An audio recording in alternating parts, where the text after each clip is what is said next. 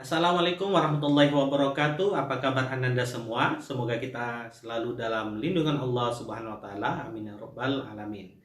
Di video kali ini Abi akan menjelaskan materi pembelajaran kita selanjutnya, yaitu hakikat perlindungan dan penegakan hukum. Ayo belajar. Nah, masih ingatkah Ananda sekalian, di pembelajaran kelas 11 kita mempelajari tentang sistem hukum dan peradilan di Indonesia. Kita coba mengingat kembali ya, dimulai dengan pengertian hukum menurut para ahli. Pertama, Aristoteles yang mengatakan hukum hanya sebagai kumpulan peraturan yang tidak hanya mengikat masyarakat tetapi juga hakim. Yang kedua, Van Apeldoorn yang mengatakan hukum adalah gejala sosial di mana tidak ada masyarakat yang tidak mengenal hukum, maka hukum itu menjadi suatu aspek kebudayaan, yaitu agama, kesusilaan, adat istiadat, dan kebiasaan. Sedangkan menurut S.M. Amir, hukum adalah peraturan, kumpulan peraturan-peraturan yang terdiri dari norma-norma dan sanksi-sanksi. Sedangkan menurut Wiryono Kusumo, hukum adalah keseluruhan peraturan yang tertulis maupun yang tidak tertulis, yang mana mengatur mengenai tata tertib di dalam masyarakat dan pelanggarannya bisa dikenakan sanksi. Selain hukum di atas, masih banyak lagi pengertian hukum lainnya, namun dari keempat pendapat di atas, kita dapat simpulkan bahwa hukum diciptakan oleh penguasa untuk mengikat sebagian atau seluruh anggota masyarakat tertentu. Hukum tersebut dibuat sebagai usaha untuk menjaga tertib dan kehidupan bermasyarakat, sehingga terciptalah keadilan di masyarakat. Selain itu, untuk mencapai keadilan, tujuan hukum dikemukakan para ahli hukum lainnya sebagai berikut, yaitu yang pertama, menurut Profesor Kansil, hukum bertujuan menjamin adanya kepastian hukum dalam masyarakat, dan hukum itu harus pula bersendikan pada keadilan, yaitu azas-azas keadilan di masyarakat tersebut. Yang kedua, menurut Profesor Van Kan, hukum bertujuan untuk menjaga kepentingan tiap-tiap manusia supaya kepentingan-kepentingan itu tidak dapat diganggu. Yang ketiga, menurut Profesor Sumarti, menyatakan hukum untuk mengabdi kepada tujuan negara. Keempat, menurut Profesor Van Apeldoorn tadi, mengungkapkan tujuan hukum ialah mengatur pergaulan hidup manusia secara damai. Dengan adanya kepastian hukum, maka hukum akan menciptakan ketertiban di masyarakat. Hukum mempunyai sifat yang mengatur dan memaksa. Dikatakan bersifat mengatur karena hukum memuat peraturan-peraturan berupa perintah dan larangan yang mengatur tingkah laku manusia dalam hidup bermasyarakat.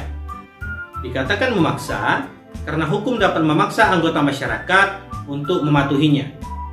Hukum akan menerima sanksi yang tegas. Sekarang kita akan bahas bagaimana Indonesia sebagai negara hukum. Konsep dasar negara hukum bukan hanya Indonesia yang menganutnya. Inggris, Amerika Serikat, dan banyak lagi negara lainnya juga menggunakan konsep yang sama. Konsep ini dibahas sejak masa pemikiran Yunani kuno seperti Plato dan Aristoteles. Ciri negara hukum menurut aliran Anglo-Saxon memiliki 3 ciri, yaitu yang pertama adalah tentu saja supremasi hukum, kedudukan yang sama di depan hukum, dan penegasan serta perlindungan hak-hak manusia melalui konstitusi dan keputusan-keputusan pengadilan. Indonesia sebagai negara hukum terlihat jelas dalam Undang-Undang Dasar 1945 pasal 1 ayat 3 yang berbunyi negara Indonesia adalah negara hukum. Selain itu, pasal 27 ayat 1 yang berbunyi segala warga negara bersamaan kedudukannya di dalam hukum dan pemerintahan. Wajib itu dengan tidak ada kecualinya. Nah, dari isi pasal-pasal tersebut jelaslah sudah bahwa Indonesia adalah negara hukum, dan dengan demikian berarti hukum tersebut mengikat bagi seluruh warga negara dan pemerintah. Profesor Kailan dalam bukunya Pendidikan Kewarganegaraan untuk Perguruan Tinggi menyatakan tentang ciri-ciri negara hukum, yaitu pertama, pengakuan dan perlindungan hak-hak asasi yang mengandung persamaan dalam bidang politik, hukum, sosial, ekonomi, dan kebudayaan. Yang kedua, peradilan yang bebas dari suatu pengaruh kekuasaan atau kekuatan lain dan tidak memihak. Yang ketiga, jaminan kepastian hukum, yaitu jaminan bahwa ketentuan hukum dapat dipahami, dapat dilaksanakan, dan aman dalam melaksanakannya. Beliau juga menekankan bahwa negara Indonesia adalah negara hukum yang berdasarkan Pancasila, bukan pada kekuasaan. Jadi, para penguasa tidak dapat otoriter atau sewenang-wenang, semuanya harus sesuai dengan peraturan hukum dalam pelaksanaannya. Coba kita bayangkan apa jadinya jika di masyarakat, di sekolah, atau di keluarga kita tidak ada aturan, tata tertib, atau nomor-nomor rumah sosial, dan di negara tidak ada hukum atau undang-undang. Tentunya akan terjadi kekacauan di semua lini kehidupan, bermasyarakat maupun bernegara. Untuk itulah perlu adanya upaya dalam melaksanakan proses perlindungan dan penegakan hukum sehingga menciptakan keamanan, ketentraman, dan ketertiban dalam kehidupan bermasyarakat maupun bernegara. Perlindungan hukum adalah segala upaya yang dilakukan penegak hukum untuk melindungi hak-hak dari subjek hukum agar hak-hak tersebut tidak dilanggar, di mana penegakan hukum ini dijalankan supaya untuk menjalankan ketentuan hukum yang berlaku. Suatu perlindungan dapat dikatakan sebagai perlindungan hukum apabila mengandung berbagai unsur, yaitu adanya perlindungan pemerintah terhadap warganya, jaminan kepastian hukum, dan berkaitan dengan hak-hak warga negara.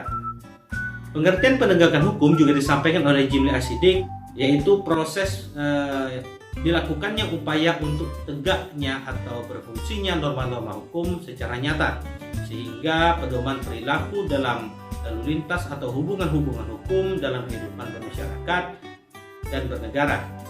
Nah, dari pengertian perlindungan dan penegakan hukum tersebut dapat kita simpulkan bahwa hal itu sangatlah penting bagi Indonesia untuk kehidupan bernegara. Hal ini guna merealisasikan tegaknya supremasi hukum, tegaknya keadilan, dan mewujudkan perdamaian. Pentingnya perlindungan dan penegakan hukum dilaksanakan untuk menciptakan kondisi yang adil dan tertib. Itulah tadi pembahasan kita pada video kali ini. Mudah-mudahan Anda semua dapat memahaminya, dan jangan lupa kerjakan tugas yang tertera pada bagian deskripsi video ini, dan sampai jumpa.